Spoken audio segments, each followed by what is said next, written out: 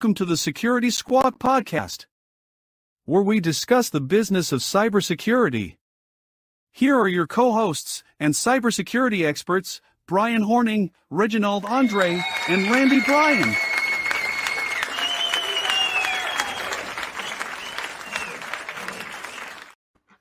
What's up, everybody? Welcome to another week, another edition of the Security Squawk podcast. I am your co-host, Brian, here with Randy and Andre. Welcome, gentlemen, to another week, another exciting week of hacks and breaches and data just being like machine gunned all over the place out there by cyber criminals. And we're going to get into it today. It's one of those weeks, man, where there's so much stuff. We spent more time, I think, narrowing down what we're going to talk about than trying to find stuff to talk about, which is kind of crazy. Yeah, definitely was the case this week, which is wild, and it hits at all levels. And we also can talk about what that means, you know, for the smaller businesses out there who don't end up on the news like some of the attacks that we're going to talk about today. But before we jump into it, remember that we do this show out of the goodness of our heart and because we care about this stuff and we want to make sure that people understand what's going on out there and start to do things to protect themselves, especially when it comes to your digital assets, computers, cell phones, and then, you know, anything that you don't want getting out there into the general public, is why you should listen to the show. And we don't charge anything and we don't bore you with ads. So the only thing that we ask is you help us grow the show by sharing the show or liking, commenting, subscribing. We take live comments on the show while we're recording. So if you have a question or you didn't really understand something that we said, drop it in the comments of wherever you're watching us and we might answer it if we have time and it's on topic. So without further ado, guys, let's talk about the Royal Ransomware Group. Actually, they're kind of on fire right now. The FBI just released a update to this group and what they've been up to. And, you know, basically what they're seeing out there in the wild in terms of how they're being, who's attacking them, how they're being attacked. But at the end of the day, this group is, you know, Royal Ransomware. God, they've been around for well over a year. I think it's been since September, early September of 2022. And in over a year, they've targeted successfully hit 350 victims worldwide. So, you know, in little over a year, they've hit 350 victims. That's roughly just about a victim a day, which is pretty wild when you think about it. And this goes to kind of what Randy was talking about when we were in the green room earlier, an article that we're not even going to get into today, but we can kind of talk about the crux of that article. And it's just the, you know, why don't you tell everybody what was in that article as it relates to kind of what's going on here with what I talked about with Royal. 350 victims in a year. And what was that article saying about a digital bazooka that teenagers have? What was it? Yeah, basically the article was talking about the four big LockBit or four of the recent big LockBit victims. Boeing, there's a law firm we're going to talk about today, most likely. Can't remember the other one, but there was like three or four really big ones, and basically saying that teenagers were kind of getting them in the door by using Showdown to find a software that was patched on October 10, but they haven't patched yet. And so Showdown is it's like a Google for nerds. And so they use Showdown to find the software that's not patched. And then they use that to get into the network, basically gives them remote control of a PC inside the network. And then turning over control LockBit. That was basically the gist of the article. But Yeah. just saying that, you know, using some, I mean, some obviously smart kids using some, you know, kind of sophisticated tools, but are getting access fairly easily into some of these networks. So let's talk about, why the FBI and CISA and DHS decided to put a spotlight on this group, because they've been tracking this group since basically the beginning. They're believed to be a spinoff of the defunct Conti ransomware group, and there's actually word, and I believe it was in the FBI bulletin, that they are possibly going to rebrand LockBit or Royal. They're going to rebrand this group to something called Black Suit or something along those lines. But this group, their average ransom ask ranges between $1 million and $12 million. And it's been reported that this group has successfully stolen 275 million from companies that they ransom. I I was going to say, I think you kind of alluded to, well, why would the FBI draw a spotlight onto these guys? And I would say, one, obviously the large number, 275 million. I think right there at the beginning of the article also is a really big clue where it says they operate without affiliates. So that means, one, whenever you have affiliates, there's going to be little gaps in security that would help the FBI get involved when you're talking about different groups having to talk to each other. So that's a reason why, if they don't have affiliates, they could be a little more deadly. And then the other one would be, if they don't have affiliates, that means they have the talent and the sophistication in-house to do all this stuff. So if they're doing all this stuff in-house, bringing in $275 million, well, that would be their demands over the course of the last year. To me, that makes them pretty big target for the FBI for those reasons. One thing too is, Randy, you mentioned sophisticated, and yes, the tools are definitely sophisticated. But when we look at how they're getting in, using a tool like Showdown that readily available to the public, that an IT company or an IT director should be checking and spot checking his own network to make sure that he has no open ports. It also talks about remote desktop connection, which is 13% of that's 13% of how they normally get in. It's very common and easy things that I think the most important word is preventable of how they're able to get into these systems. So yes, it's sophisticated, but at the same time, it's things that just someone paying attention and doing the right protocols on their network should have been able to block. So do you think that they're using like bad GPT?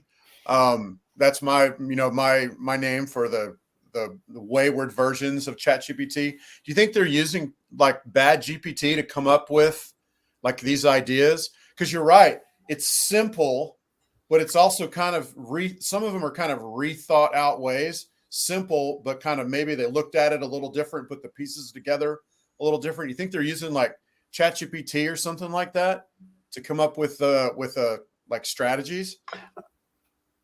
And I don't know if they're necessarily. I don't know to what extent. I mean, this group still, their number one way to get into networks is through phishing and through good old phishing emails. That's their golden ticket into these networks that they compromise. So, are they using GTP for that? Probably. To craft them, to make them different, to come up with different variations very quickly. Write me 50 spam emails that are going to get somebody to click based on look like it comes from MGM or the hack of the day, whoever that may be, Boeing. You talk about all these different companies and all these different people, Mr. Cooper. We know a lot of people are being tricked because of that hack. So, there's a lot of different ways that these cyber criminals can be using what Randy mentioned to, make their phishing campaigns way more successful. But this group doesn't just get in through phishing emails. They also they also exploit open remote desktop or unsecured remote desktop protocol, plus publicly facing apps that are not patched, and the ones that are vulnerable. They will go after those as well. So as as Andre said, a lot of these things that you can do are preventable, or it just depends on what you need to do to prevent it. Sometimes when you're talking about phishing, it could be just putting on a third party filtering app that works really well above and beyond what Microsoft offers, or it's making sure that you have certain rules or certain tweaks put in place in your email so certain things don't get through. But you can also be a victim of social engineering and spear phishing as well through this group. So there's a lot of different ways that they come at you, which is why you can't just do one thing. You can't buy one product and say, "Oh, we put this in place. Now we're going to be protected from groups like this Royal Group." You're not, and that's where we're at today. So the other thing, guys, I thought was interesting with this group is they like to fly under the radar by doing this whole, and this is unique to them. There are a few other groups that do this, but this partial encryption technique that they use, and the whole idea behind this is, and what partial encryption means, if you've never heard of it or you don't understand what it is, or basically it's the cat and mouse game that we always talk about on this show between cyber defenders and cyber criminals. And what happens is they'll figure out a technique that works, that isn't picked up or isn't detected by your current antivirus products or your endpoint protection products. So an example I can give you is there's some detection products out there that will look for the behavior of encryption, which means like a bunch of files have changed in a directory in a short period of time. And that usually is indicative of a program running like ransomware, where it's just hitting a bunch of files and encrypting them. And then, in that process, you're opening the file and saving it. So when a program sees that a bunch of files in a directory were changed in a short period of time, that's usually how it triggers itself to say, "Oh, this could be a ransomware attack." And what cyber criminals have learned with their ransomware software is to just don't do that behavior or do it to a certain level before it triggers the endpoint protection to fire off an alert to somebody saying like something could be going on here. And they figured that out with this partial encryption technique, where maybe they'll only encrypt 2, 3, 4 files in a directory, and then they'll move on to another directory. And then they'll let you know through some kind of an email or some kind of communication, go try to open this file and see what happens. And then, they will threaten to encrypt more.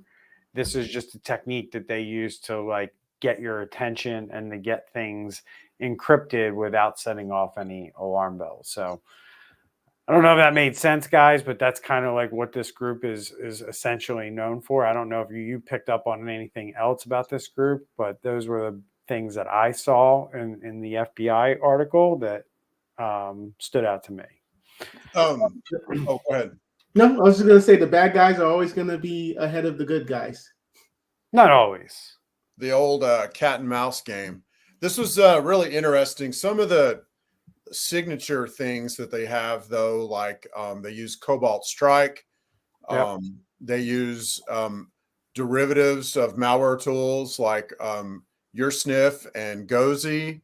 I saw a couple others specifically that they use, like they are making their own.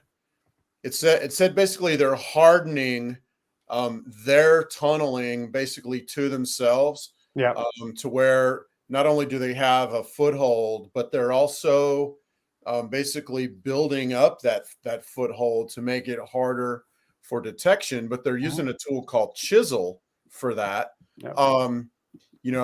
I would hope that your top socks, if you will, that are, ingesting all the data from all the networks, hopefully they're looking for some of these basically signature programs that this company uses. I would hope that if Cobalt Strike shows up on someone's network, that would just set off a crap ton of, of alarms. Same with Chisel and these other, some of these other ones as well. But yeah, this is very, very interesting. And it does show some of their creativeness, if you will, to live off the land. So yeah, and then one of the other things that this group has done is they've set up a network within the U.S. where a lot of the traffic. So when they're stealing, this group is also a double extortion group wherein they steal data off of your network. They're not moving that across the wire to a foreign country. They're keeping that within U.S. IP addresses, making it further more difficult for cyber defenders to detect suspicious activity. Because I think, at a high level, I would say a lot of people out there who are doing this kind of stuff, which we can debate whether, what percentage of companies out there are actually looking at their traffic to the point to where they understand where it's moving in the world. But I think a lot of companies that are doing that look for anomalies that send traffic to other countries that you normally don't do business with, which is an earmarker, because that's something like, a cyber criminals, not gonna, they're gonna obviously send it to wherever they are. If they're in Russia or maybe, somewhere else in the world, they're not going to think it through and send the traffic in and keep it within the United States. Well, this group is thinking it through. They are setting up servers and infrastructure in the US so they can move data to servers in the US so it doesn't, again, so they can fly under the radar and it doesn't trigger alarms. You can't just be checking for foreign IP addresses anymore. I believe the latest statistic I read was somewhere in the ballpark of 80% of all attacks in North America, quote unquote, originated from North America. So it's you can't just say, oh, well, only raise a flag up if it comes from Russia or Iran or some country like that. You have to watch American traffic as well.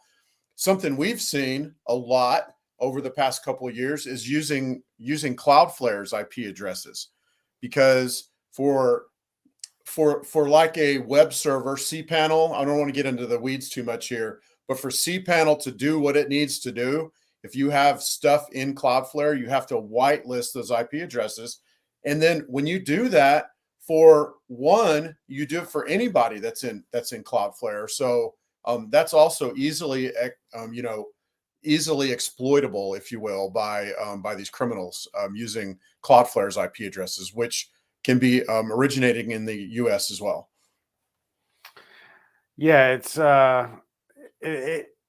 one of those things where it's like, I guess what I'm trying to illustrate here by talking about all this in the manner that I am is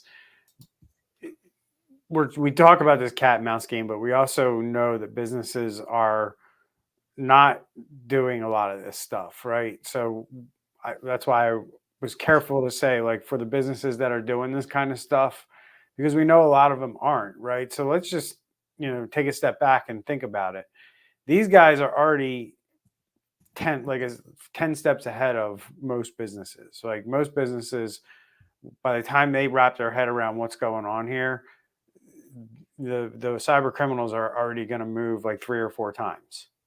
Right. And that's the scary thing to me. It's like, here you have cyber criminals who are successfully setting up infrastructure in the United States for the sole purpose of flying under the radar of what they know can currently be detected.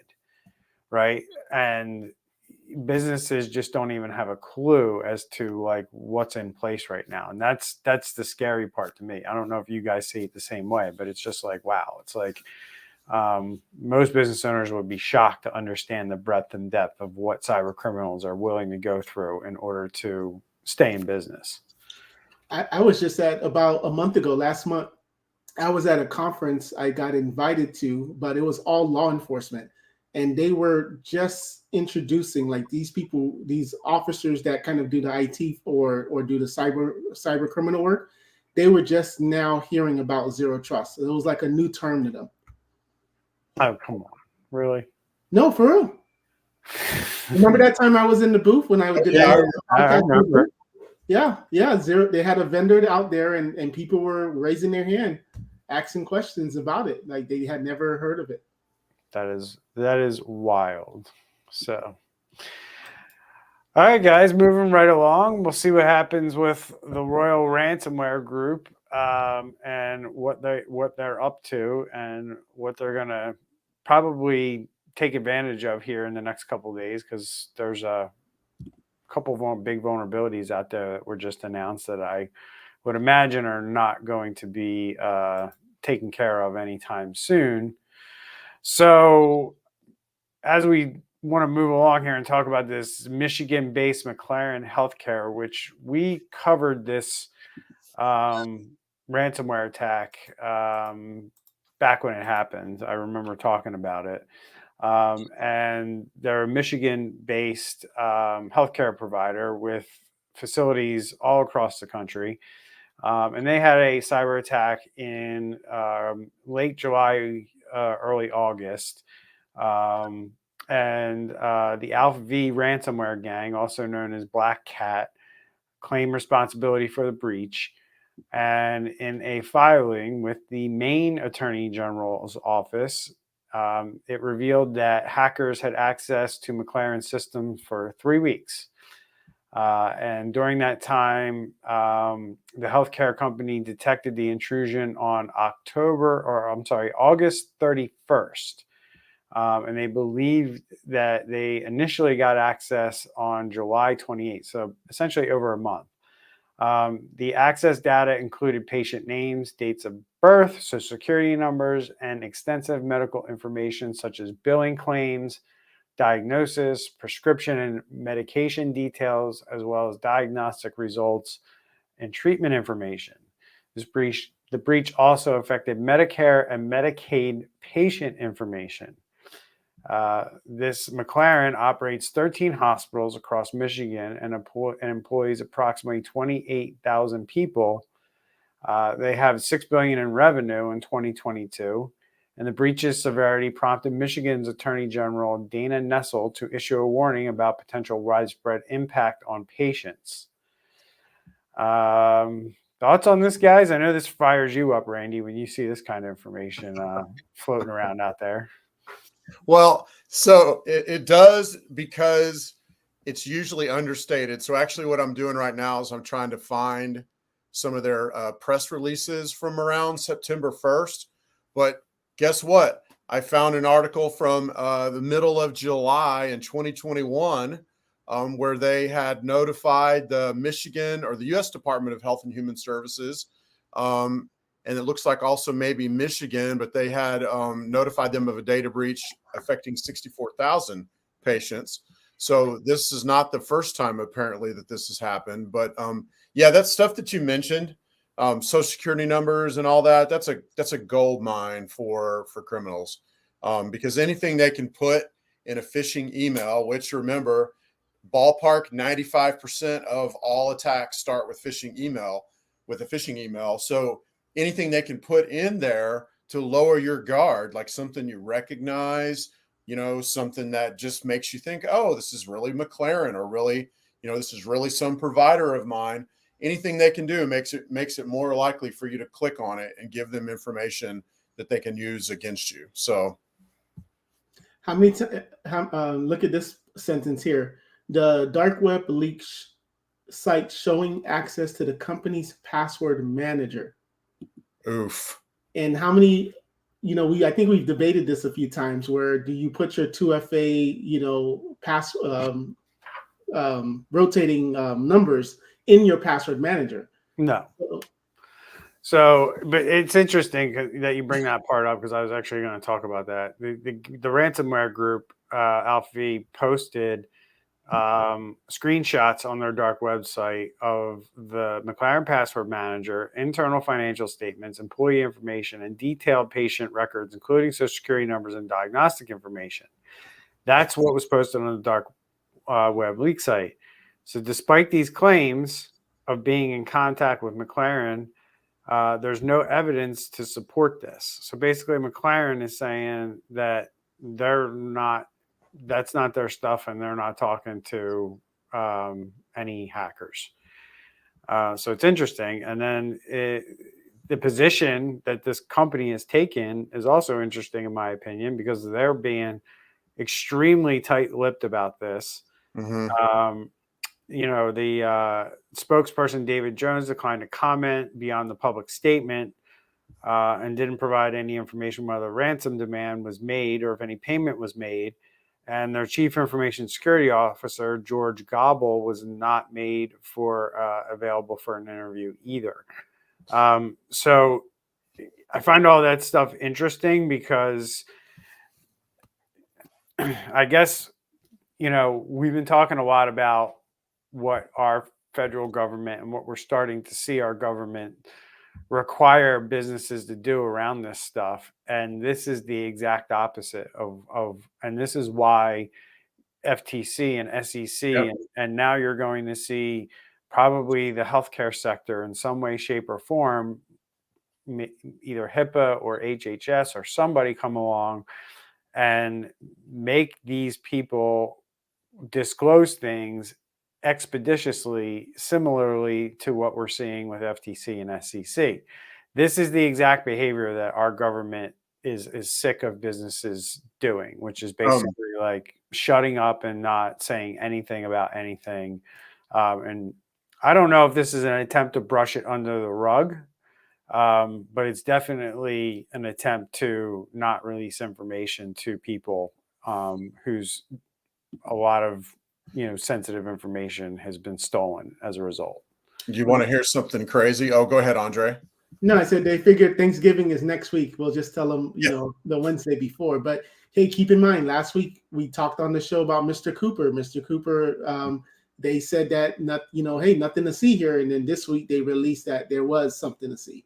So, I found this article from the beginning of October, a lawsuit filed against McLaren where the lawyers are saying up to 2.5 million people potentially were involved.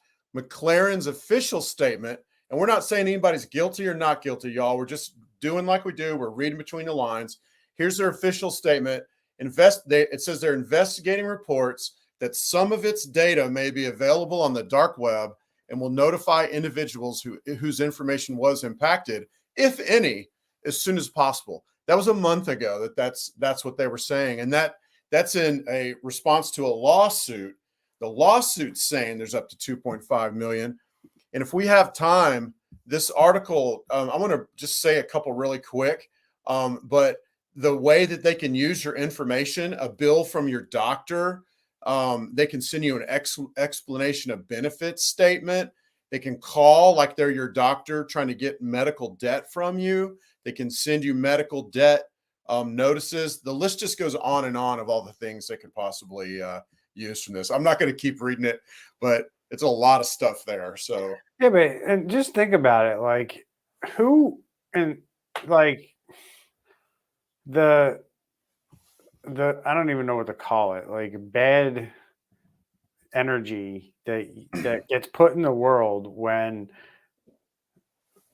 like somebody's information is stolen like this and it's used against them, and they're like, how did this happen? And then their head spinning, and they finally figure out, oh, this company that I do business with got hacked, and that's why I'm getting these text messages, these emails, these phone calls that's saying, like, the reason cyber criminals, like in the case of like Mr. Cooper, right, the reason cyber criminals act quickly is because now they have this information and they're hoping that people don't know that Mr. Cooper got hacked, right? mm-hmm. So when they see it, it's like, oh yeah, and they have no idea that Mr. Cooper's just had this big hack, and now all these people are responding to these emails and these text messages and these phone calls, thinking, there's probably people who are getting phone calls who are like, hey, we service your mortgage, we service your loan, you have to send your payment here now. And they're changing bank account numbers and they're sending payments to other places. Right. And that's a thing that's going on because, people are still figuring out that Mr. Cooper has a problem. Right. Nobody would expect that somebody would know about my loan, what my payment is, have my information, be able to send me an email or a text or some kind of an invoice or some kind of a letter saying that I got to send money here now. But that's happening to people who are customers of Mr. Cooper. And it's going to happen to people at McLaren who are going to get, some kind of fake medical thing sent to them and they're going to think it's legit. Mhm. Just like, basically all of Maine who had data stolen by a ransomware gang. That's a great segue. It goes on and on and on. I mean, this MOVEit thing is like the gift that keeps on giving. It's like everybody used it and nobody patched it. That's kind of the moral of the story here. We have the state of Maine and their state agencies have become the latest victims of the ransomware attack, exploiting the MOVEit vulnerability, which we've talked about extensively on this show. And the incident has affected approximately 1.3 million individuals, roughly the entire population of Maine. The cyber criminals accessed and downloaded files from various state agencies around the end of May, after a vulnerability was identified on May 31st. So they're kind of saying that, hey, we were hit before this was made public. The stolen data includes all the juicy stuff, Social Security numbers, birth dates, driver's license, state ID numbers, tax ID numbers, and in some cases, there's medical and health insurance information. Over half of the stolen data originated from the Maine Department of Health and Human Services and the Maine Department of Education. Thoughts here, guys? Anything you want to add, or you want me to keep going? Nope, I'm good on my side. Yep. So following the discovery of the breach, the state government blocked internet access to compromised MOVEit servers. However, due to the extent of the data theft, it is now offering 2 years of free credit monitoring and identity theft protection services to affected individuals. So Squawk was the group behind this, and they've hit a lot of people as a result of the MOVEit vulnerability.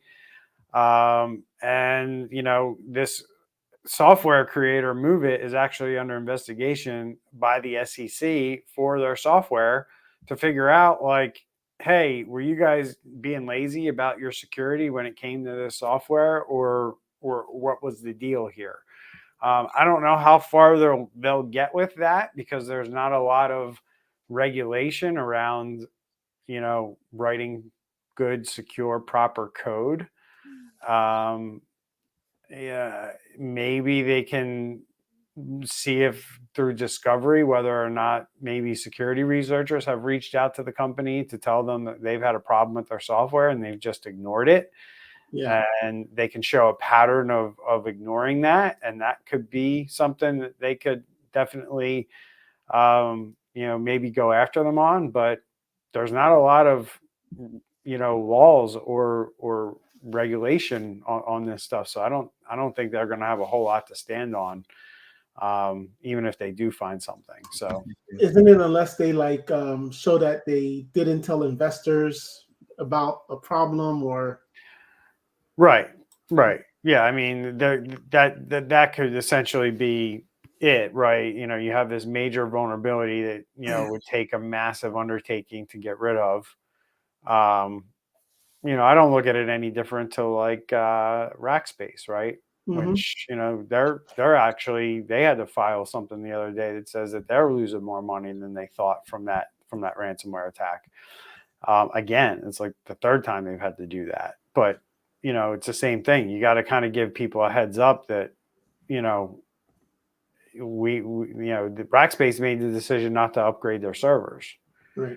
It could be the same thing here. Like, we're not going to, modify the code or make major changes or make that change because it's so deep in the code base that we would have to rewrite the whole thing. Those types of decisions are being made. Then, that could definitely put somebody like a CISO or head of development, on the hot seat, like we saw with SolarWinds, right? So, and Rackspace is down 75% this year. Oh, they're done. They got to be done. They're at $1.46 right now. Thanks. It's cheap. I'm cheap. Time to buy. Buy low. Buy low. Buy 1,000 shares now. Then when it goes to 1,000 shares, you're $1,000 a share. You'll be a millionaire. Yeah. So this one, guys, is interesting one. We don't tend to get into these conversations too much when it goes to companies outside of the U.S., because we just find that, our audience is in the U.S. and we just find things are more relatable when we talk about U.S. companies. But this one hits a little bit different. It's the China's ICBC, which is their largest lender, The largest in the world, by assets. It's the world's largest lender. And they got hit with a ransomware attack, right? So holy my goodness, right? I bet you if you talk to the executives at any bank, they would probably tell you that ICBC has the best cybersecurity, that man can buy, right? Well, LockBit was able to get around whatever it is that they have, and hit this company with ransomware. But the big problem is, and the bigger picture I want people to walk away from this conversation with, is that whole third-party risk thing, right? This could have disrupted economies around the world, treasury markets. This could have impacted the U.S. And it did. It did impact it. It wasn't as bad as it could have been in my thought process here, but it is a pretty big deal. And this might not have impacted you, or maybe it did. I don't know. But at the end of the day, this is what we're talking about when we're talking about third-party risk. Like, there are things in the world like ransomware attacks and other kinds of cyber events that are going to happen in the future that are going to impact your daily life. They're going to impact your ability to bank. They're going to impact your ability to buy things, pay for things. When you go to the grocery store and maybe that grocer got hacked, or maybe one of his suppliers got hacked, and there's less food on the shelves. These are things that are going to be things that we are going to deal with on a more frequent basis, and people will begin to take notice. That is what I think we're moving towards. And I think we've been a slow march to that, maybe over the last decade, but I think in the next 5 years, that's going to accelerate. And, as crazy as this is going to sound, cybersecurity is going to be like a dinner table conversation, right? Kids are going to be telling stories to their parents, and parents are going to be telling stories to their kids about how some kind of cyber attack disrupted their day. And it's going to be something that happens on a very, very frequent basis, in my opinion. And that's what we're going to have to get to in order for us to start making a serious change around this stuff. Thoughts? That's like kind of talking about the car accident, on the highway coming home or something like that. I just think like, if it gets to that, it's just like, oh, okay. And then, so what else happened in your day? Yeah, I don't think so. I mean, I don't think it'll ever get to that. I think that's far off. I think people being people talking about, oh, why did this happen? Why is the grocery store short on food, right? And it's because of a cyber attack, right? And why was the hospital shut down and not able to take patients? Because of a cyber attack, right? This is going to happen more and more. Like, I almost feel like every day a family in the U.S., every family in the U.S. is going to be impacted by a cyber attack, because it's increasing so much and so quickly and so fast. And I don't think people are aware of what's going on and how quickly it's accelerating. Like, and it goes back to what we were talking about earlier, like cyber criminals setting up infrastructure in the U.S. Like, it's little things like that that make the difference between whether they're successful or not. And they're just that step right there. You look, and you want to compare it to like a chess match or something like that. It's kind of like watching a chess master versus a rookie. Like, that's literally like, and we're watching it happen. And that's how I feel right now. I feel like, the businesses are the rookie, and the cyber criminals are the chess masters right now. And that's the name of the game. And businesses have no idea that they're even playing chess half the time. Mm-hmm. So, but the fact that they plug into the internet every day, they're playing the game. As the saying says, right? They're not even playing chess; they're playing checkers.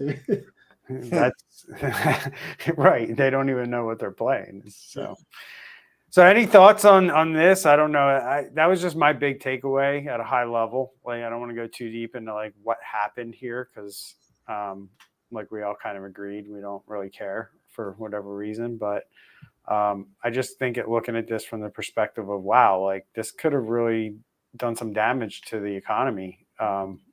And really affected the people, especially in the financial industry. Any other thoughts on this before we move on?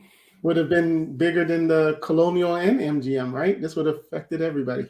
Yeah, it would have been big, in my opinion. So, all right, guys, let's wrap it up with one last pretty big ransomware attack here this week, of the multitude of ransomware attacks that we got to choose from, and not all of them made the show. We have this law firm, right? Is it Allen and Overy? Mm-hmm. They were hit by a ransomware attack, and hot on the heels of the approval of its merger with Shearman and Sterling, Allen and Overy has been hit with some much less fortunate news. The top-ranked firm recently found itself the victim of a cyber attack, specifically a data incident impacting a small number of storage servers. What's happening here, Randy? Did you get the skinny on this one, or is it Andre? Well, I mean, first off, it's another LockBit attack. That was the previous article we read. It was LockBit. LockBit, once they're in, is pretty darn sophisticated. They keep their stuff is very hard to detect.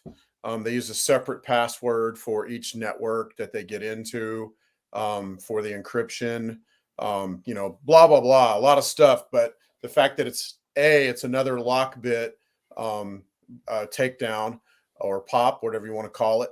And then the fact that it's a law firm, and I don't think it's on an accident that it's coming right after a merger, because if you look at most cybersecurity insurance forms these days, that's very often a question. Have you recently gone through a merger? Why would they care? Because if you go through a merger, it puts yourself more at risk, because you're bringing two organizations together. This one might be secure. This one might be secure. They come together. There's a little bit of confusion, even in the most perfect of all mergers. There's a little bit of overlap, and there's a little bit of time where they're working out the details.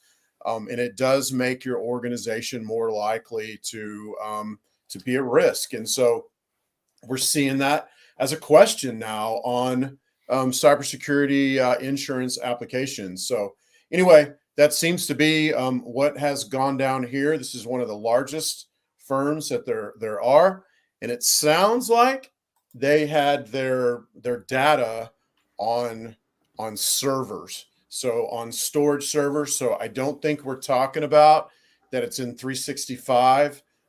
Sounds like they had, I don't know if they were in a data farm somewhere, if they were on site, but it involves a small number of storage servers.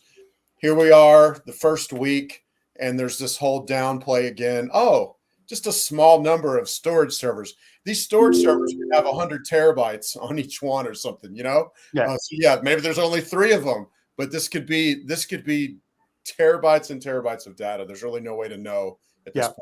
Yeah. Small number, small being relative compared to what, right? And you're right there. And the other thing is you,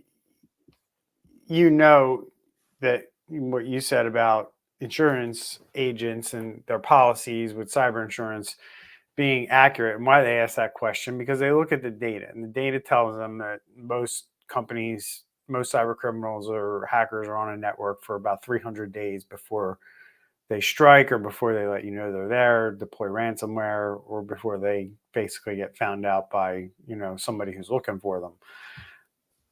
Cyber insurers use that data to decide this stuff. And if they're like, well, if we assume that somebody's been in a network for 300 days and a company merges, they're going to know that they're going to merge. They're going to know the dates. They're going to know everything about this transaction.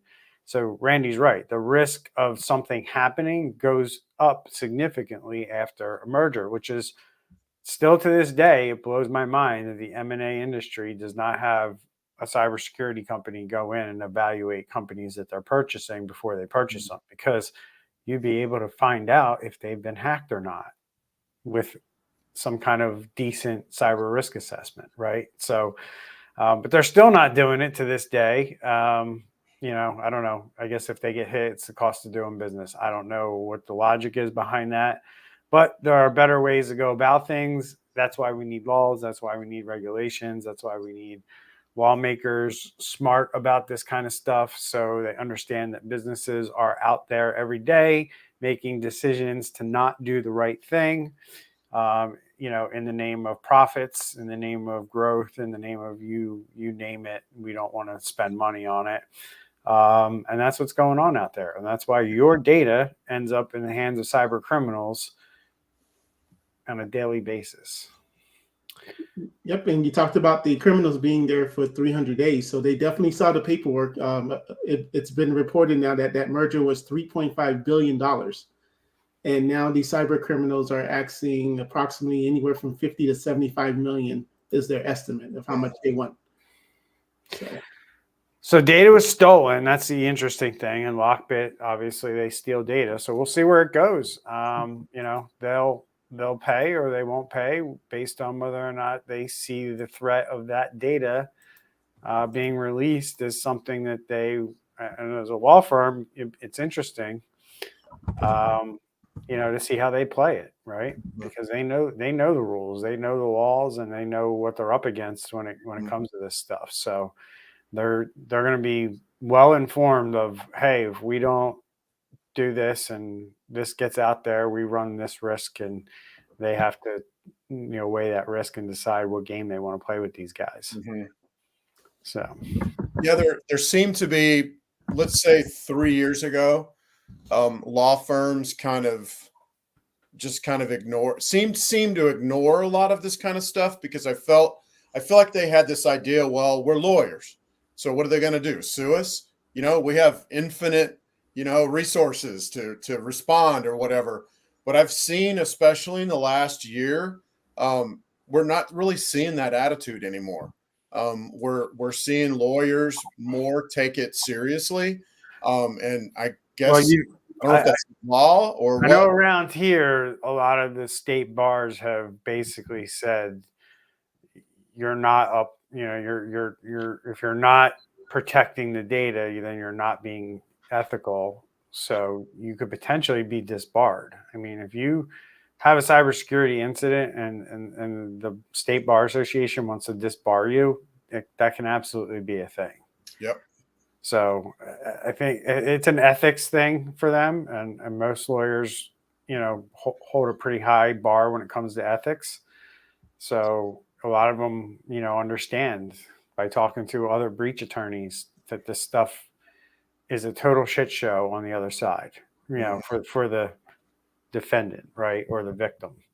However you want to look at it, but that's what you are. You're going to be a victim of a crime, but you're also going to have to defend lawsuits from people who are going to sue you for what happened. So It's one of those crazy crimes. There's not many crimes where you become a victim and also become somebody who is going to be held responsible at the same time.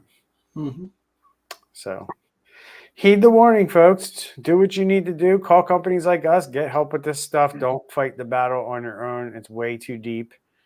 And if you feel like you're struggling with this stuff, that's when you need to reach out to guys like us, these cyber experts that can help you get through these situations.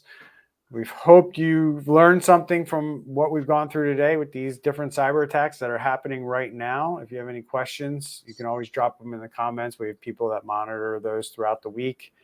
We'll always answer them right there, or we'll try to bring them onto the show if we see them and it's worthwhile talking about. Other than that, keep sharing our show, keep supporting us, and we will see you guys next week. We'll be on Monday. Yep. Heads up, a schedule change. So we will see you on Monday. Take care, everybody.